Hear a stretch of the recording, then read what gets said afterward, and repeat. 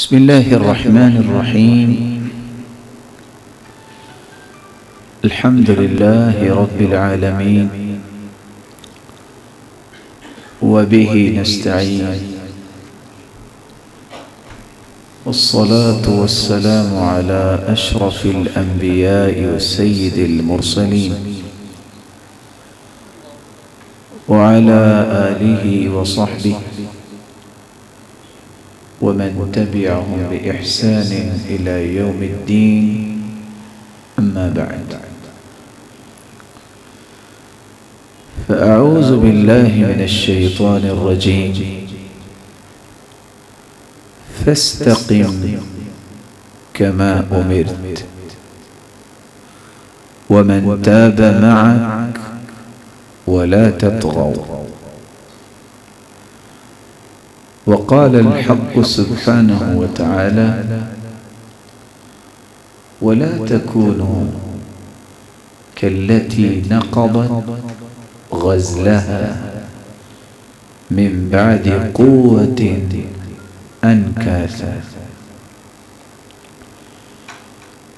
لائق سر تکریم سامعین مکرم، اللہ تعالیٰ کا لاکھ لاکھ شکر ہے جس نے ہمیں رمضان المبارک کی نعمت سے نوازا۔ اللہ آپ سب کی عبادتوں اور دعاؤں کو شرف قبولیت سے نواز دے۔ فماذا بعد رمضان؟ آئیے مل کے اس بات کو سمجھیں کہ رمضان کے بعد میں اور آپ کیا کریں۔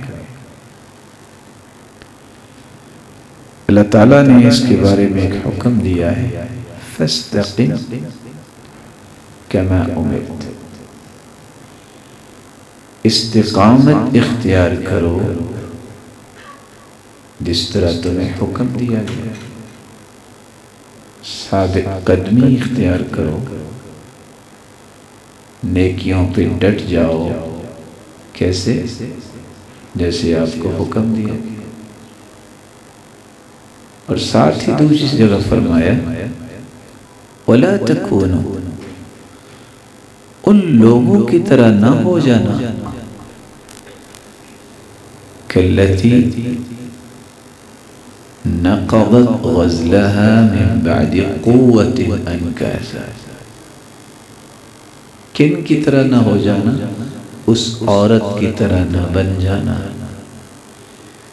جو ایک ایک دھاگا اکٹھا کر کے سیدھا کر کے کپڑے کی بنائی کرتی ہے۔ جب کپڑا بن جاتا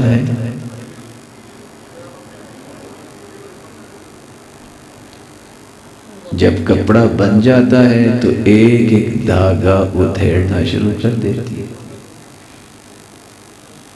کتنی محنت کپڑا بننے پہ لگی، پھر اپنے ہی ہاتھ سے ایک ایک دھاگا نکال کے دوبارہ اس کپڑے کو خراب کر دیتی ہے۔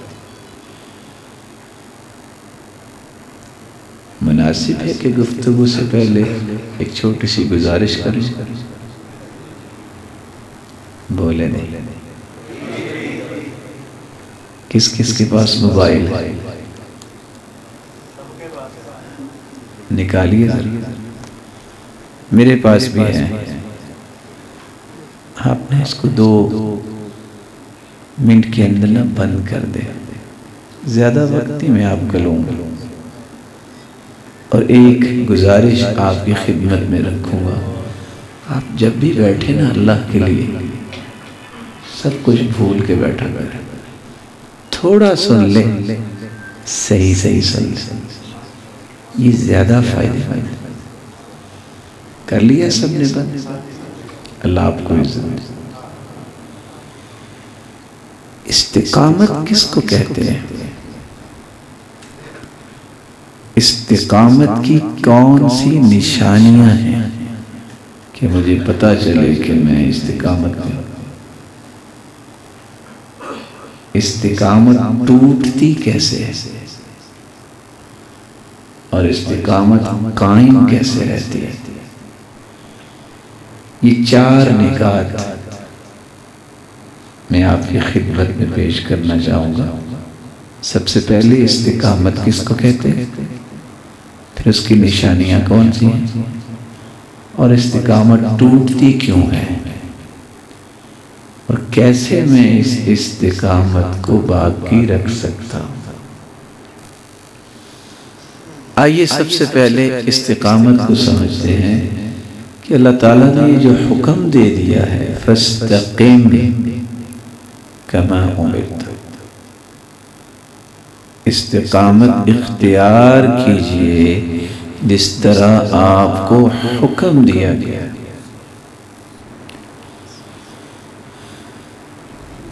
اللہ تعالیٰ کے اس فرمان کی روشنی میں سیدنا ابو بکر صدیق رضی اللہ عنہ فرمایا کرتے تھے، الاستقامہ اللہ تشرک باللہ شیئا۔ استقامت یہ ہے کہ زندگی کی آخری سانس تک شرک نہیں کرنا، نہ شرکیہ عمل کرنا اور نہ ہی شرکیہ بولنا۔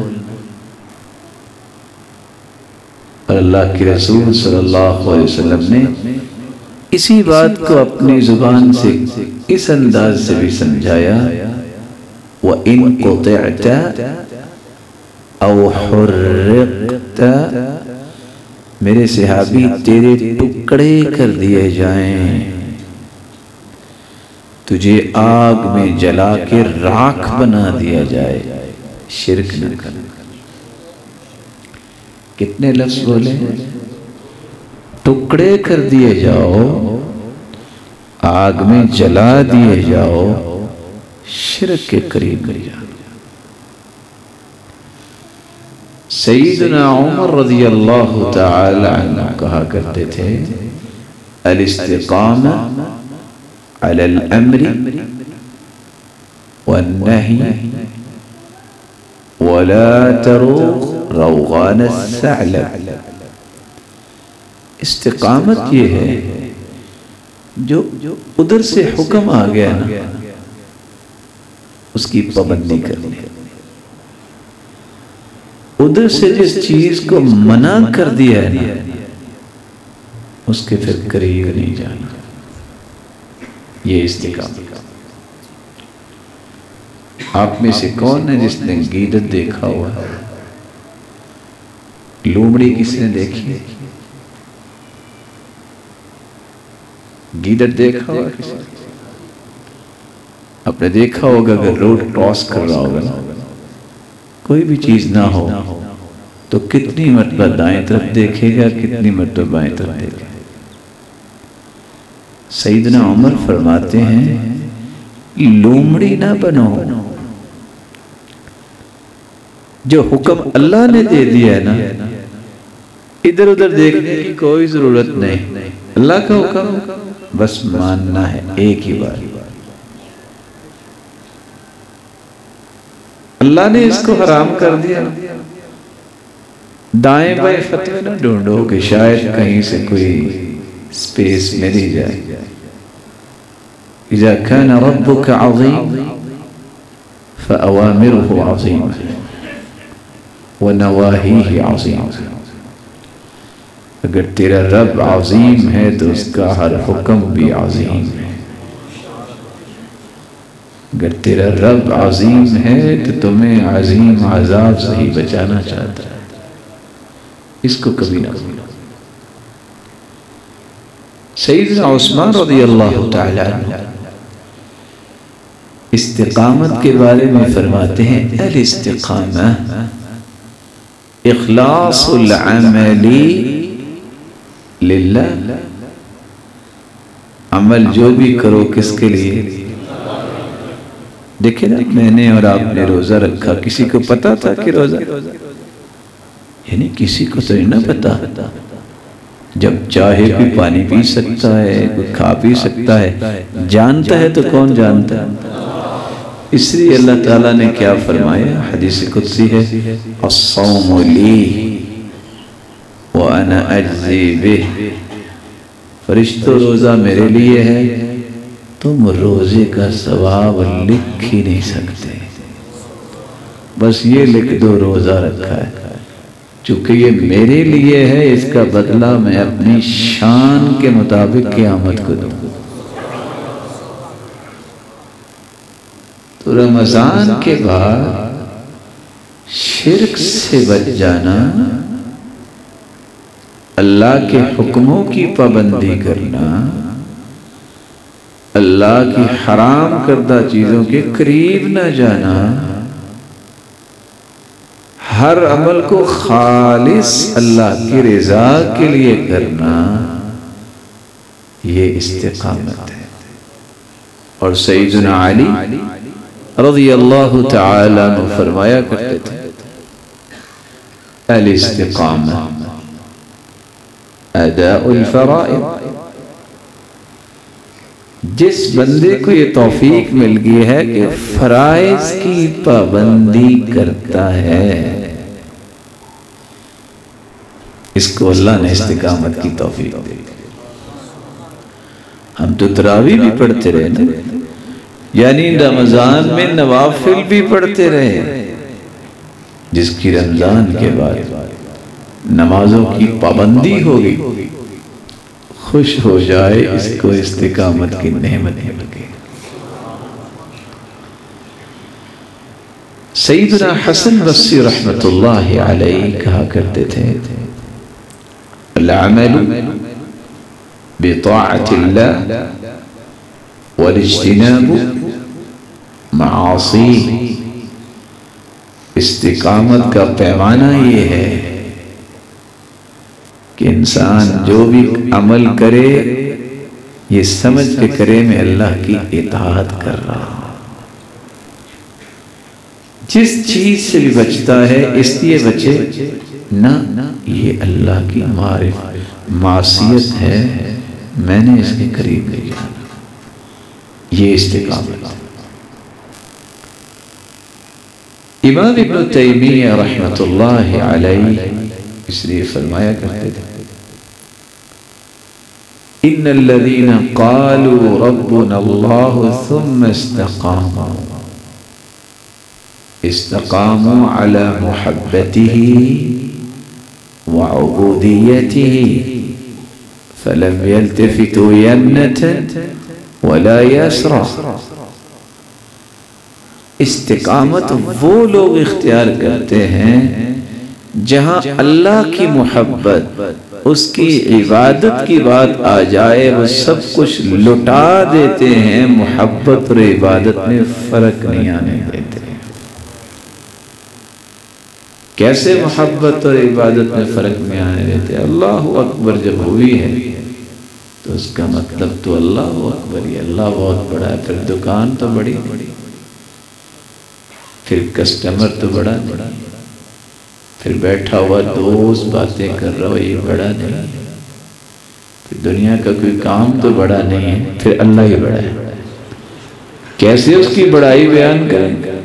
وَرَبَّكَ فَكَبِّرْ، اپنے رب کی کبریائی کیسے بیان کرو؟ نماز کھڑی ہونے سے پہلے تم کھڑے نظر آؤ، عزت نماز کی وہ کرتا ہے۔ ان من توقیر الصلاة ان یأتیها قبل الاقامہ، بلائے بغیر جو ہے جو آتا ہے یہی عزت کرنے والا ہے۔ سلف صالحین میں سے ایک شخص کو پوچھا کہ اذان تو ہوتی نہیں ہے تو آپ پہلے سپنے آ جاتے ہیں؟ کہتے ہیں مجھے شرم آتی ہے کہ میں کیسا انسان ہوں کہ اللہ کی عبادت کے لیے بھی بلایا جائے مجھے، میں بلائے بغیر آنا چاہتا ہوں، کیونکہ یہ میرے روح کی غذا ہے، یہ میری زندگی کا اصل مقصد ہے، تو اس کے لیے بھی میری کو منتیں کرے آگے کہ نماز پڑھ لو، میں اس لیے پہلے آ جاتا ہوں۔ اللہ تعالیٰ ایسی سوچ مجھے اور آپ کو بھی عطا فرمائے۔ بعض سلف صالحین نے استقامت کی تعریف یہ بھی کی ہے، الوفاء بالعہود کلھا ولزوم الصراط المستقیم۔ سچ سچ بتائیے گا، میں اس کا ترجمہ بعد میں کرتا ہوں، آپ نے رمضان میں کچھ وعدے بھی اللہ سے کیے؟ نہیں بولے، چھپا رہے۔ کوئی دعائیں بھی کی آپ نے کہ نہیں وقت مل سکا؟ کی کچھ وعدے بھی کیے ہوں؟ یہ استقامت ہے، اللہ سے کیے ہوئے وعدوں پر پکا رہنا، یہ استقامت ہے۔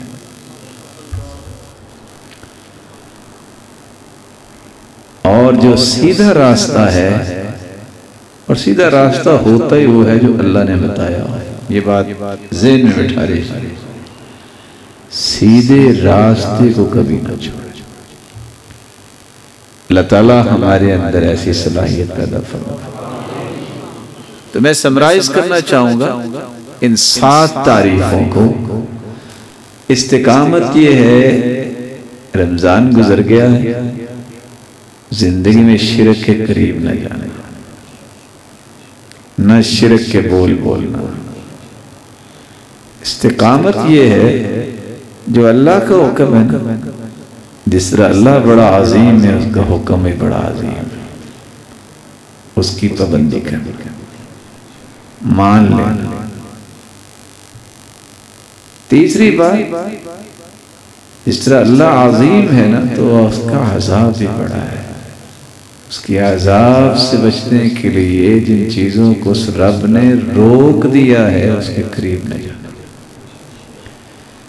چوتھی بات یہ ہے، جب روزہ بھی اخلاص کے ساتھ آپ رکھتے رہے، حرام چیزیں کیا، حلال بھی نہیں کھاتے تھے آپ،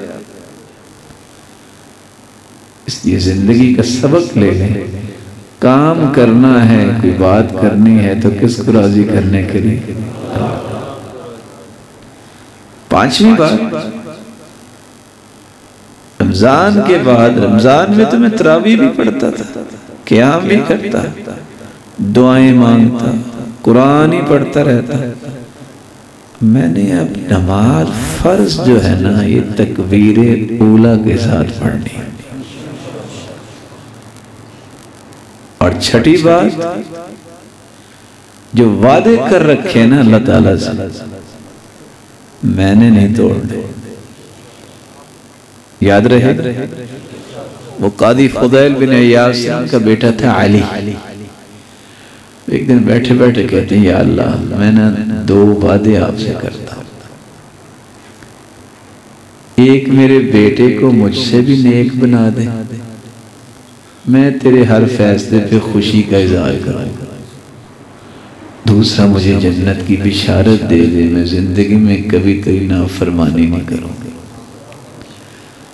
بڑے لوگوں کے وعدے بھی بڑے ہوتے، ادھر دعا کر کے فارغ ہوئے، صبح تہجد کے لیے اٹھے تو بیٹا پہلے قرآن پڑھ رہا تھا۔ کہتے اللہ اتنی جلدی تو نے وعدہ پورا کر دیا۔ اللہ کسی کا قرض نہیں رکھتا۔ کچھ دنوں بعد، کچھ عرصے بعد فوت ہو گیا بیٹا۔ جب اطلاع ملی تو کہتے ہیں الحمدللہ۔ لوگوں نے کہا بڑا عجیب بات ہے، اتنا پیارا اور یونیک بچہ فوت ہو گیا تو کہتے ہیں الحمدللہ۔ کہتے ہیں تمہیں پتہ نہیں میرے رب سے کچھ وعدے ہیں، میں نے تو اب الحمدللہ کہا ہے، میرے رب نے اپنا وعدہ پہلے پورا کیا تھا، میں تو دوسرے وعدے کے چکر میں ہوں، وہ کب پورا ہوتا ہے؟ وہ کیا ہے؟ جنت کی اللہ مجھے بشارت دے دے، میں زندگی میں تیری نافرمانی نہیں کروں۔ وعدے جو اللہ سے کیے ہیں، اللہ میں نے سب کو معاف کیا، یا اللہ میں نے اس کو بھی معاف کیا۔ تو پکی پکی معافی دی ہے کہ کچی؟ یا اللہ اب میں نے جھوٹ بولنا ہی نہیں ہے، پکے رہیے نہیں بولنا۔ یا اللہ اب میں نے یہ غلط کام کرنا ہی نہیں ہے، پکے رہیے۔ کر لیا وعدہ، بس بھلا کس سے وعدہ کیا ہے؟ دل میں بھی جو سوچا ہوگا نا وہ تو جانتا ہے نا، اس پہ پابندی کر لو، یہ استقامت۔ اور ساتویں تعریف جو میں نے آپ کی خدمت میں پیش کی، دائیں بائیں مت دیکھو کہ کون کیا کہہ رہا ہے، کام وہ کرو جو اللہ کی اطاعت بن جائے، اور بچو اس لیے کہ نہ یہ اللہ کی نافرمانی کی طرف میں نہیں جائے۔ تو یہ تھی استقامت کی تعریف۔ کوئی جاننا چاہتا ہے وہ 5 نشانیاں جس سے پتہ چلے کہ استقامت آ گئی ہے کہ نہیں آ گئی۔ اس کی پہلی نشانی یہ ہے، صحابی نے آگے سوال کیا، یا رسول اللہ صلی اللہ علیہ وسلم قل لی فی الاسلام قولا لا اسأل عنہ احدا بعدک۔ اللہ کے رسول ایک ہی بات بتا دیں۔ دوسری روایت میں آتا ہے اللہ کے رسول مجھے نا چیزیں یاد نہیں رہتی، مجھے بس ایک ہی چیز بتا دیں کہ میں آپ کے بعد کسی سے پوچھوں ہی نہ۔ کمال کا سوال ہے۔ آپ نے ایک چھوٹا سا جملہ بتایا، قل کہہ دو آمنت باللہ ثم استقیم، کہہ دو میں اللہ پر ایمان لایا، پھر پوری زندگی اس پہ ڈٹ جانا۔ اس سے بڑی بات دنیا میں کون بتا سکتا؟ ایمان کیا ہے؟ ایمان 6 چیزوں کا نام ہے۔ کتنی چیزوں کا؟ اللہ پر ایمان لانا، اس کے رسولوں پر ایمان لانا، اس کی کتابوں پر ایمان لانا، فرشتوں پر ایمان لانا، آخرت کے دن پر ایمان لانا، اور تقدیر کی اچھائی اور برائی پر ایمان لانا۔ کتنی چیزیں؟ اس کو نا جس طرح ارکان اسلام 5 ہیں، توحید، نماز، روزہ، حج اور زکوٰۃ، اسی طرح ارکان ایمان 6 ہیں۔ کتنے ہیں؟ نمبر 1 اللہ پر ایمان لانا، دوسرا رسولوں پر ایمان لانا، اور تیسرا کتابوں پر ایمان لانا، اور چوتھا فرشتوں پر ایمان لانا، اور 5واں آخرت پر ایمان لانا، اور 6واں تقدیر کی اچھائی پر ایمان لانا۔ اگر تو آپ کا ایمان بن گیا ہے کہ بھئی بگڑی بھی اللہ نے بنانی، عزت بھی اسی نے دینی، اسی نے زندہ رکھنا ہے، موت بھی اسی نے دینی ہے، نفع وہ دے گا تو ملے گا، نہیں تو نہیں ملنا، اگر اس طرح کے یقین آپ کے اندر آگے ہیں، اللہ کے بارے میں خوش ہو جاؤ۔ رسولوں پر ایمان کے اللہ تعالیٰ نے 1,24,000 پیغمبر بھیجے، جن میں 315 رسول تھے، باقی سارے نبی تھے۔ رسول اس کو کہتے ہیں جو نئی شریعت لے کے آتا ہے، اور نبی اس کو کہتے ہیں جو پرانی شریعت کو آگے لے کے چلتا ہے۔ اور پھر میرا ایمان جب یہ بن جائے کہ ان تمام رسولوں کا سرتاج اور آخری پیغمبر محمد رسول اللہ، کتابوں پر ایمان کے ہر دور میں جب اللہ نے ضرورت سمجھی تو یہ تورات، یہ زبور، یہ تورات، یہ انجیل، یہ کتابیں، صحف ابراہیم، صحف موسیٰ، یہ اتارے، لیکن سب سے جامع کتاب جو اللہ نے انسانیت کے لیے اتاری ہے اس کا نام کیا ہے؟ قرآن مجید۔ اللہ تعالیٰ کے کھربوں فرشتے ہیں، میرا ایمان ہے۔ آپ کہیں گے کھربوں کیوں کہہ دیا؟ جس طرح بیت اللہ ہے نا زمین پر، اس طرح آسمانوں پر، 7ویں آسمان پر البیت المعمور ہے۔ کیا نام ہے اس کا؟ حدیث میں آتا ہے ہر روز 70,000 فرشتے اس میں عبادت کرتے ہیں، طواف کرتے ہیں۔ جو ایک مرتبہ فرشتہ عبادت کرتا نا، دوبارہ اس کی قیامت تک باری نہیں آئے۔ روزانہ 70,000 تو کتنے ہو گئے قیامت؟ یہ اللہ ہی جانتا ہے۔ اور اللہ تعالیٰ کے اتنے فرشتے ہیں اللہ. ویسے نا آپ کبھی کو وقت نکال کے چیزیں پڑھا کریں. ہم پڑھتے ہیں کوئی کہانی پڑھ لی, کبھی یہ بھی پڑھا کریں. اتنے بڑے فرشتے جن نے اللہ کا عرش اٹھایا ہے.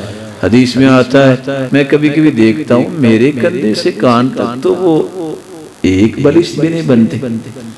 تو فرشتہ جو ہے اس کے کندھے سے لے کر کان تک کا سفر جو ہے نا, مسیرۃ 700 عام, 700 سال سفر کریں تو جتنا سفر بنتا ہے یہ کندھے سے کان تک کا سفر. وہ فرشتہ کتنا بڑا ہوگا. یہ تو فرشتے کی بات ہے, تو میرا رب کتنا بڑا ہوگا.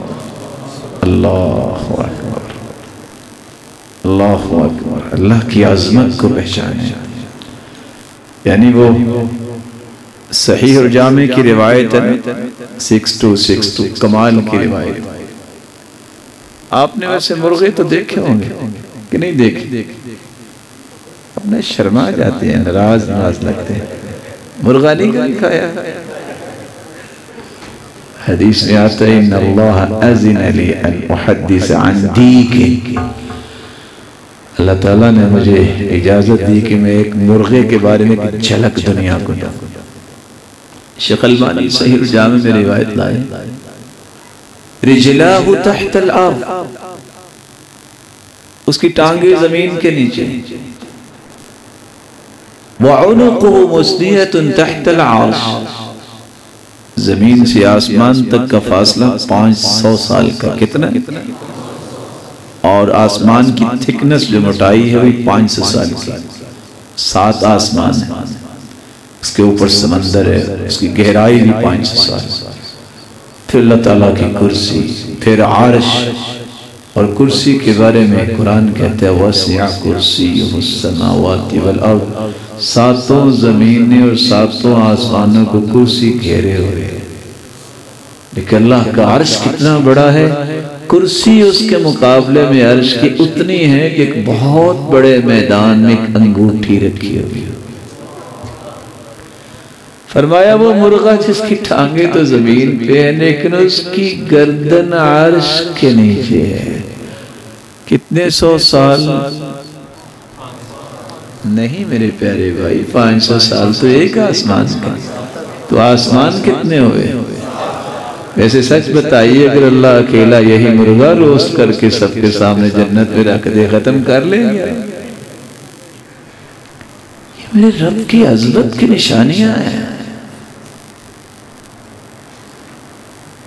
وہ مرغا اوپر کو دیکھ کے کہتا ہے سبحانک ما اعظم شانک, اللہ تو پاک ہے, تیری شان کے کیا کہنے ہیں.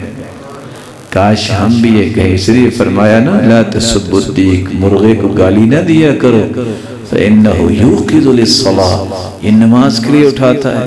کیونکہ مرغا اذان اس وقت دیتا ہے جب وہ فرشتوں کو دیکھتا ہے, گدھا اس وقت بولتا ہے جب شیطان کو دیکھتا ہے. اگر مرغے کو اذان دینے کی وجہ سے گالی دینا جائز نہیں تو مؤذن کو گالی دینا جائز؟ بولیے, وہ تو مرغا ہے. اللہ ہمیں یہ باتیں سمجھائے. آخرت پر ایمان لانا ایک دن آنے والا ہے. مجھے اور آپ کو سب کچھ نظر آ جائے گا میں نے کیا کیا ہے. اللہ اس دن کی ہولناکیوں سے بچائے. تقدیر پر ایمان لانا کہ اللہ نے جو بھی فیصلہ کیا ہے وہ بہترین فیصلہ کیا ہے. اللہ کی قسم میں وہ سوچ نہیں سکتا اچھائی جو میرے رب نے میرے لیے لکھی ہوئی ہے. یہ پہلی نشانی ہے. اگر آپ کے دل میں اچھی باتیں آ گئی ہیں اب سمجھ لیں آپ سیدھے راہ پہ. دوسری نشانی استقم ولتحسن خلقک, استقامت اختیار کرو, اچھا اخلاق بنا لیا. اچھا اخلاق بولے نہیں. اگر آپ کو اب بھی کوئی برا بلا کہے تو آگے سے جواب اینٹ کا جواب پتھر دیتے ہو کہ دعا دیتے، پھر تو اخلاق نہ ہو۔ وادی بن حاتم کو گالی دی، انہوں نے کہا آپ کھانا کھائیں گے، میں آپ کو کھانا کھلاؤں۔ کس کو بلا؟ گالی دینے والے۔ ابو ذر کو گالی دی، وہ جواب دینے لگے، کچھ کہنا تھا، اس نے کہا بولے نا میں 100 گالیاں دوں گا۔ وہ مسکرا کے کہتے ہیں تم 100 بھی گالیاں دو گے، میں ایک کا بھی جواب نہیں دوں گا۔ دوسری نشانی، جس کا اخلاق اچھا ہو گیا ہے یہ استقامت اختیار کرے۔ تیسری نشانی، لا يستقيم ایمان عبد حتى يستقيم قلبه ولا يستقيم قلبه حتى يستقيم لسانه۔ کسی بندے کا ایمان استقامت اختیار نہیں کر سکتا جب تک دل استقامت اختیار نہ کرے۔ دل صحیح نہیں ہو سکتا جب تک زبان صحیح نہ ہو۔ سچ سچ بتائیے گا، جتنے میرے محترم بیٹھے ہیں کسی کے بارے میں کوئی دل میں بات نہیں ہے، سب ختم ہو گئی؟ بولے بولے آپ اللہ کے گھر میں بیٹھے ہیں، استقامت ڈھونڈ رہے ہیں نا، کوئی حسد نہیں، کوئی گرہ نہیں ہے، کوئی عصبیت نہیں ہے۔ ہر قسم کی علائے سے جب دل پاک کر لے، جھوٹ نہ بولے زبان سے، غیبت نہ کرے، چولی نہ کرے، تہمت نہ لگائے، بہتان نہ باندھے، خوش ہو جائے، یہ استقامت اختیار کر۔ تو آپ رکیں گے نا چگلی سے، غیبت سے، جھوٹ سے، گالی سے، لان تان سے، یہی استقامت۔ ایک چوتھی نشانی بھی استقامت کی ہے۔ اللہ کے رسول نے ایک لائن کھینچی، پھر آپ نے ایک دائیں طرف بھی لائن کھینچ، ایک بائیں طرف بھی کھینچ، فرمایا یہ جو ہے نا وَأَنَّ هَذَا صِرَاطِ مُسْتَقِيمًا، آیت پڑھی پڑھی، یہ ہے سیدھا راستہ جو اللہ اور اس کے رسول کا راستہ ہے۔ یہ جو راستے ہیں نا دائیں بائیں، یہ شیطان کے راستے ہیں۔ جس نے سنت کے مطابق زندگی بنا لی اس نے استقامت اختیار کیا۔ سنت کس کو کہتے ہیں؟ طریقے کو۔ سنت کس کو کہتے ہیں؟ اللہ کے رسول کی ادا کو۔ رمضان گزرنے کے بعد میرے محترم، میرے پیارے، معزز، مکرم، محتشم بھائی جس نے دعائیں کی تھی، یا اللہ روزے قبول فرما لے، قیام قبول فرما لے، میری دعائیں قبول فرما لے، یا اللہ ہدایت دے۔ اگر رمضان کے بعد بھی وہ شیو کرتا ہے تو وعدہ کہاں گیا؟ سنت کہاں گئی؟ رمضان کے بعد بھی وہ سنتیں نہیں پڑھتا، فرض پڑھ کے کہتا ہے کافی ہو جائیں گے، استقامت کدھر کدھر۔ آج تو جمعہ تھا، کل کیا تھا؟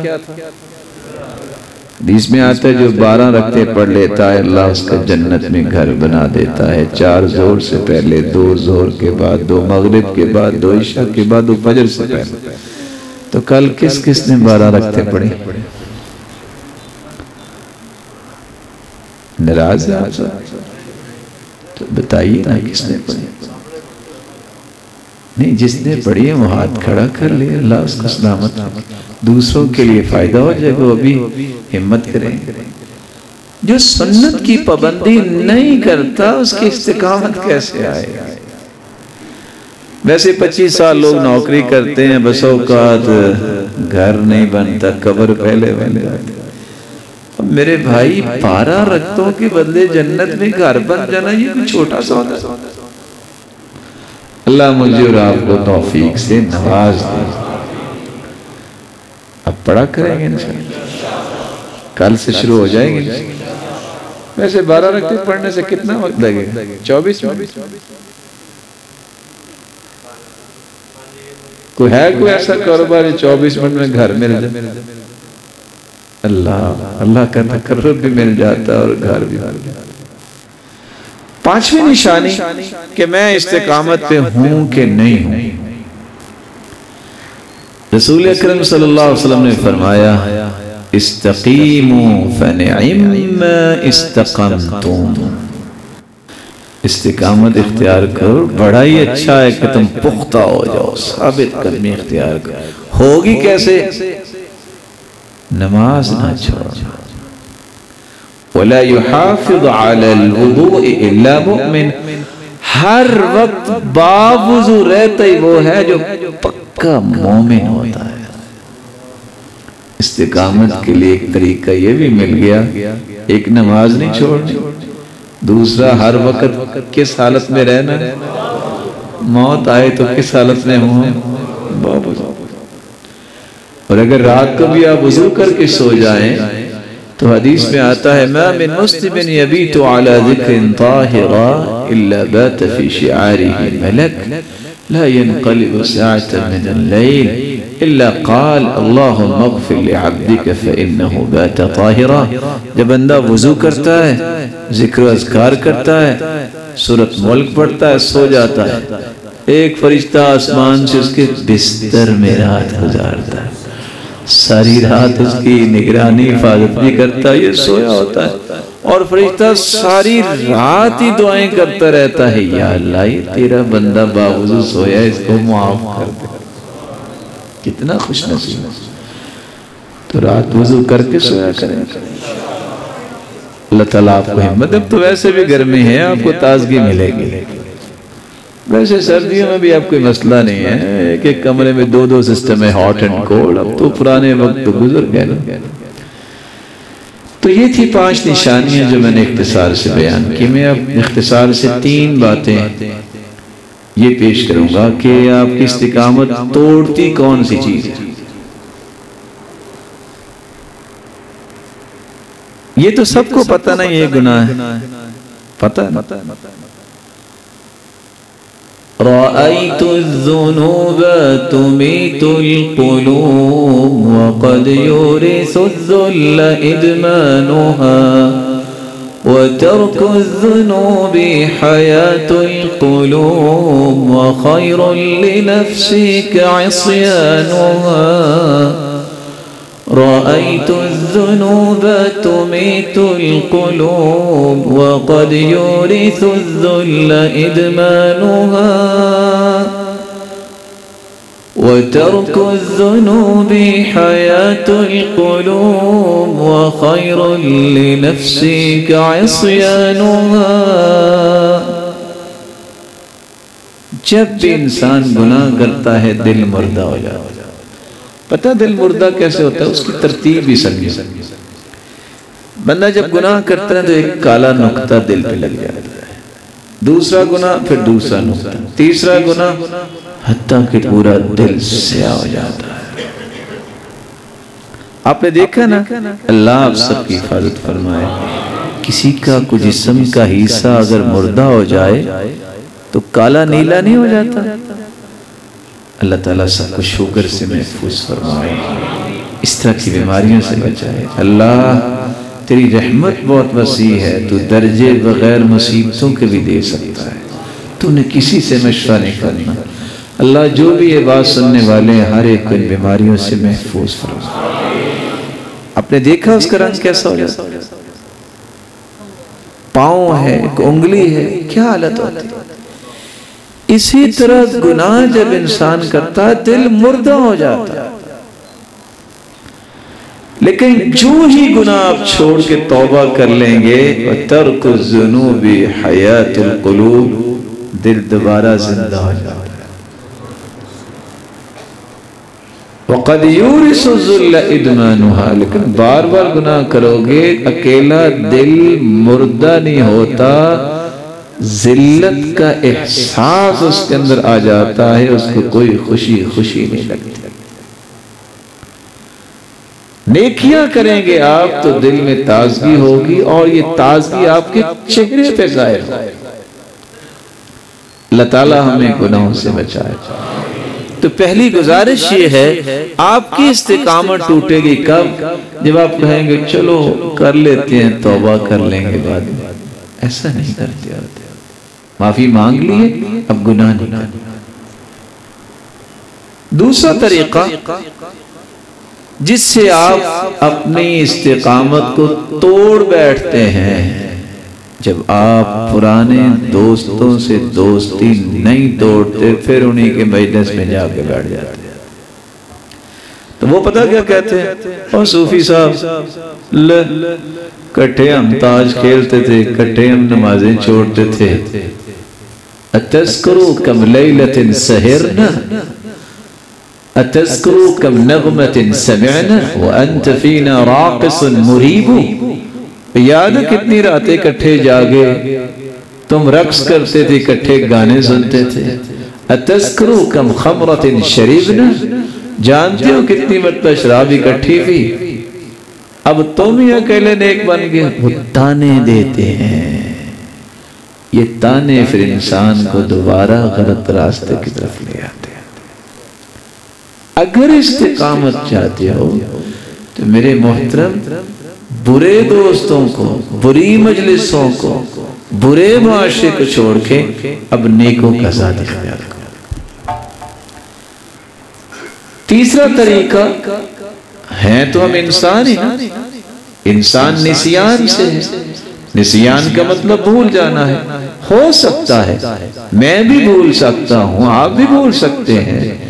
اگر بھول کے کوئی کمی کوتاہی ہو جائے تو حدیث قرآن کہتا ان الحسنات یذہبن السیئات، فوراً توبہ کریں اور فوراً نیکی کر لیں. یہ نیکی برائیوں کو کھا جاتی ہے. یہ نہ کبھی سوچتے نا اوف میں نے معافی مانگی تھی تو اب دوبارہ سے چھوٹی سی کمی کوتاہی ہو گئی، لگتا ہے میں نے نا بس میری توبہ ہوئی نہیں ہے، میری بخشش ہونی. یہ شیطان تمہیں سکھائے گا. تو ہم نے کیا سوچتے ہیں؟ نہیں، بھول گیا ہوں میں پھر توبہ کر لیتا ہوں، اب میں اور پختہ ہو کے کام کروں گا، اب دوبارہ اس طرف نہیں آؤں گا. اگر آپ یہ کر لیں گے تو آپ کی استقامت قائم رہے گی. اگر شیطان کے پیچھے چل گیا تو استقامت ٹوٹ جائے گی. آخری نقطہ اور اس کی بھی 3 باتیں اور یہاں اپنی بات مکمل کریں گے. چاہتے ہیں کہ استقامت باقی رہے، پھر 3 وعدے کریں. کچھ بھی ہو جائے ہر روز میں قرآن پڑھوں گا، اور اگر آپ ترجمے کے ساتھ پڑھیں تو کیا ہی کمال ہو جائے. زیادہ نہیں، 3 آیتیں پڑھ لیں. ویسے 3 آیتیں آپ ماشاءاللہ سارے پڑھے لکھے ہیں، اللہ آپ کو عزتیں دے سب. 3 آیتیں ترجمے کے ساتھ پڑھنے میں کتنا وقت لگے گا؟ ویسے اگر کسی سے بھی آپ پوچھیں، چھوٹے بچے سے بھی وہ کہے گا اے سے ایپل اور بی سے بال اور سی سے کیٹ، سب کو یاد ہے. ان سے پوچھا جائے الحمدللہ رب العالمین اس کا ترجمہ کریں، پتہ نہیں. یعنی انگریز کی زبان زیادہ عزیز ہے کہ اس کا ترجمہ میں آئے اور میرے رب کی کلام کا ترجمہ ہی مجھے نہ آئے. یہ کانسٹیٹیوشن ہے، دستور ہے، یہ آئین ہے میری زندگی کا، یہ میرے رب کی کلام ہے. میں آپ سے گزارش کروں گا ہر نئے دن کا آغاز قرآن مجید کی تلاوت سے کریں. صبح کی نماز پڑھیں، بیٹھ کے ذکر کریں. دنیا کا کوئی کام نہ کریں جب تک پہلے قرآن نہ پڑھ لیں. کبھی آپ دین سے دور نہیں ہوں گے. پڑھا کریں گے انشاءاللہ، پکی بات ہے. دوسرا کام جس سے آپ اپنی استقامت کو باقی رکھ سکتے ہیں، دل میں عہد کر لیں جو بھی کچھ ہو گیا نا، میں نے تکبیر اولیٰ کے ساتھ فرض نماز پڑھنی، میں نے اس کو چھوڑنا نہیں. 5 نمازیں 40 دن تکبیر اولیٰ کے ساتھ کوئی پڑھ لے، نہ تو وہ منافق ہوتا ہے، جس دن فوت ہوگا جہنم سے آزاد ہوگا. کیا کریں. تیسرا اور آخری کام اس زمن میں وَكَذَلِكَ نَقُصُّ عَلَيْكَ مِنْ أَنْبَاءِ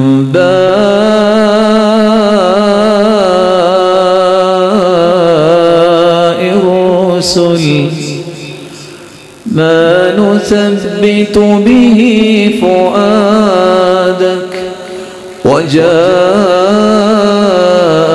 فِي هَذِهِ الْحَقُّ وَمَوْعِظَةٌ وَذِكْرَى لِلْمُؤْمِنِينَ۔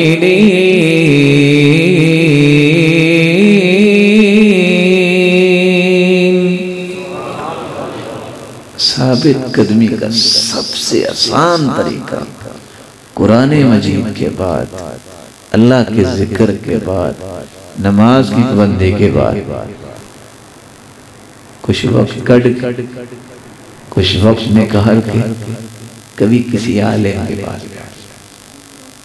انبیاء کے بیٹھ کے قصے پڑھے، صحابہ کے بیٹھ کے قصے پڑھ لیں، یہ بندہ ڈولتا ہی نہیں۔ قرآن میں یہ کہہ رہا ہے وَكَذَلِكَ نَقُصُّ عَلَيْكَ مِنْ أَنْبَاءِ الرُّسُلِ، اللہ اپنے پیغمبر کو کہہ رہے ہیں یہ پرانے جو پہلے انبیاء کے قصے آپ کو اس لیے ہم نے آپ کے اوپر اتارے ہیں تاکہ آپ کا دل مضبوط ہو۔ اللہ اپنے پیغمبر کو کہہ رہے ہیں۔ پرانی مائیں جو تھی نا، آپ بڑوں سے پوچھیں، یہاں بزرگ بیٹھے جن کی سفید داڑیاں ہیں، اللہ ان کو سلامت رکھے، اللہ ان کو عزتوں سے نوازے، خوشیوں سے نوازے، ان سے پوچھیں آپ۔ آج سے 30-35 سال پہلے ہوتا ہی ہے، کوئی عورت کام کو ہاتھ نہیں لگاتی تھی جب تک قرآن نہیں پڑھی۔ رات کو مائیں سیدنا ابراہیم کا قصہ، سیدنا داؤد علیہ السلام کا قصہ، سیدنا موسیٰ علیہ السلام انبیاء کے قصے سناتی۔ آج ماں الگ فیس بک پہ بیٹھی ہوتی ہے، بیٹا الگ فیس بک پہ بیٹھا ہوتا ہے، اور بیٹی الگ فیس بک پہ بیٹھی پتہ ہی تربیت کہاں سے آئے گی؟ یہ ٹافی نہیں ہے کہ آپ خرید کے اس کو چوز کے کھا لیں گے، اس کے لیے محنت کرنی پڑتی ہے۔ تو کون ہے جو میرا بھائی اس بات کا اہتمام کرے گا کہ میں نے جہاں بہت ساری چیزیں خریدتا، میں نے قصص الانبیاء کتاب اردو کی خریدنی، پتہ نہیں یہاں سے مل جاتی ہے، اپنے بچوں کو کھانا کھانے کے بعد ایک پیج پڑھ کے سناتے۔ اللہ جانتا ہے یہ 5 منٹ آپ کے بچے کی تربیت اتنی خوبصورت کرے گی، آپ پریشان ہو جائیں گے یہ کیا ہوگا۔ ٹی وی لاؤنج کی جگہ پہ لکھ دیں آج کے بعد یہ قرآن لاؤنج ہے، قرآن کا ترجمہ رکھیں، حدیث بخاری مسلم مترجم رکھ لیں، سیرت کی کتاب ایک رکھ لیں، انبیاء کے قصے رکھ لیں، اللہ کے رسول کے طور طریقے اداؤں پہ کتاب رکھ لیں۔ یہ سب سے بڑی قیمتی چیز ہے۔ اسیسریز پہ ہم 5-5 لاکھ خرچ کرتے ہیں، اس سے بڑی مہنگی چیز ہی کوئی نہیں، کیونکہ یہ میری جنت بنائے گا، کیونکہ یہ مجھے جنت میں درجات دلائے گا۔ اور دوسرا، جب بھی موقع ملے نیک لوگوں کے پاس آ کے بیٹھ جائیں، ان سے دعا کروائیں۔ کیا ہوگا؟ میں صرف صحیح بخاری کی روایت سنا دیتا ہوں، ہوگا کیا؟ حدیث میں آتا ہے، حدیث لمبی ہے، اللہ کے فرشتے آتے ہیں، جب فرشتے واپس جاتے ہیں ہوتے کتنے ہیں؟ حتی یملأ ما بین السماء والارض، جہاں اللہ کے دین کی بات ہو رہی ہو، ذکر ہو رہا ہو، قرآن پڑھا جا رہا ہو، دین سمجھایا جا رہا ہو، زمین اور آسمان کا خلا فرشتوں سے بھر جاتا ہے۔ اتنے فرشتے اس مجلس میں آ جاتے ہیں۔ جب واپس جاتے ہیں اللہ پوچھتے ہیں کہاں سے آئے؟ حالانکہ اللہ کا تو پتہ، کہتے ہیں میرا عباد اللہ کا فی الارض، اللہ پوچھتے اس لیے کیونکہ گواہ بنا دے، اللہ تیرے بندوں کے پاس سے آئے۔ اچھا وہ کیا چاہ رہے تھے؟ اللہ تیری جنت مانگ رہے تھے، اور اللہ تیری جہنم سے ان کے اندر بڑا خوف تھا۔ میرے فرشتوں گواہ رہنا، میں نے سب کو معاف کر دیا۔ پہلا اعلان یہ ہوتا ہے، فرشتے سے کہا جاتا ہے جاؤ جا کے خود کہہ کے آؤ، قوموا مغفورا لکم، او اللہ کے دین کے لیے بیٹھنے والوں، جاؤ اپنے اپنے گھروں کو تم سب کو معاف کر دیا۔ اللہ ایک اور فرشتہ بھیجتے ہیں، تم بھی اعلان کرو، وَبُدِّلَتْ سَيِّئَاتُكُمْ حَسَنَاتٍ، وہ اکیلی معافی نہیں ملی، اللہ نے گناہوں کو بھی نیکیاں بنا دیا۔ فرشتے سوال کرتے ہیں، یا رب ان فیہم عبدا خطا انما مر بمجلس فجلس معه۔ لوگ تو بیٹھے ہوئے تھے دین کے لیے، ایک بندہ ویسے گزر رہا تھا، کہتا ہے پتہ نہیں خیر ہو، بندے کٹھے ہوئے ہیں تو ویسے بیٹھ گیا، وہ ہے بھی گنہگار۔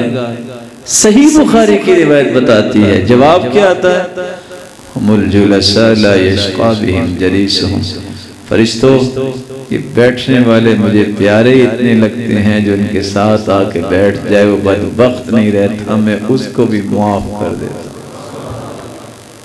کچھ بھی نہیں آپ کو ملے گا جو لوگ کہتے نہیں ملے گا، اللہ کی قسم نیک لوگوں کے ساتھ بیٹھو گے، آپ نیکوں کی صف میں قیامت کو نظر آؤ گے، بخشش ہو جائے گی گناہوں کی۔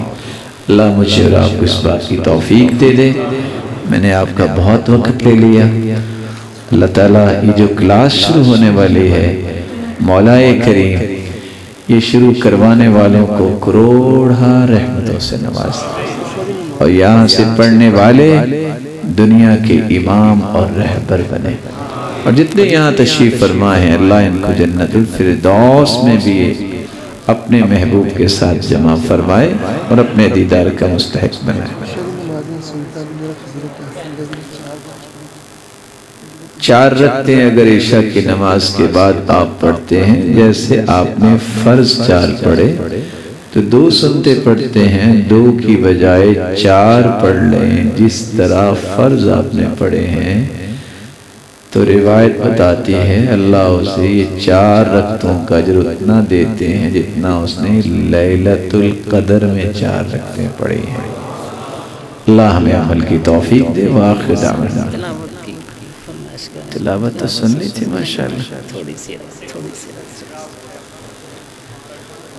اعوذ باللہ من الشیطان الرجیم،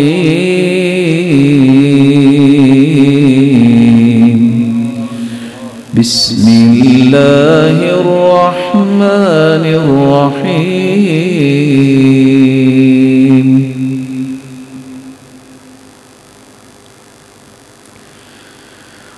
ان الذين قالوا ربنا الله ثم استقاموا تتنزل عليهم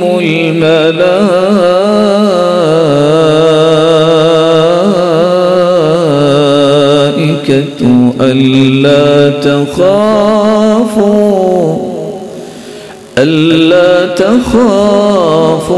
ولا تحزنوا وأبشروا بالجنة التي كنتم توعدون نحن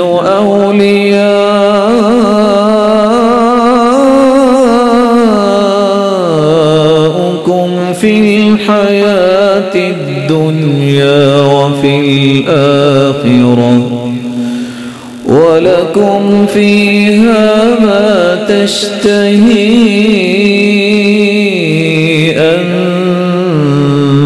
أنفسكم ولكم فيها ما تدعون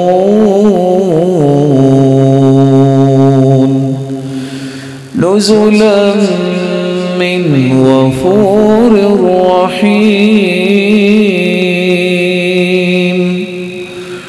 ومن أحسن قولا ممن دعا إلى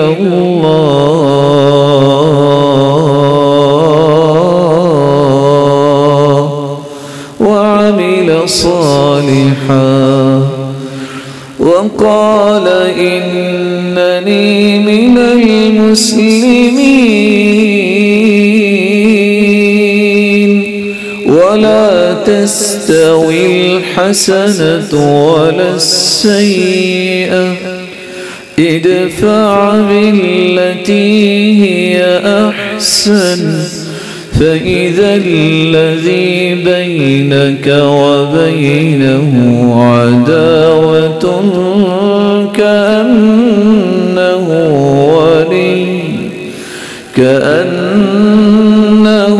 ولي حميم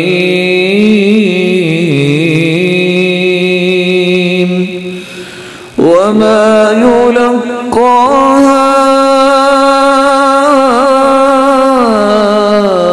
إلا الذين صبروا وما يلقاها إلا ذو حظ عظيم وإما ينزغنك من الشيطان نزغ فاستعذ بالله إنه هو السميع العليم صدق الله العظيم.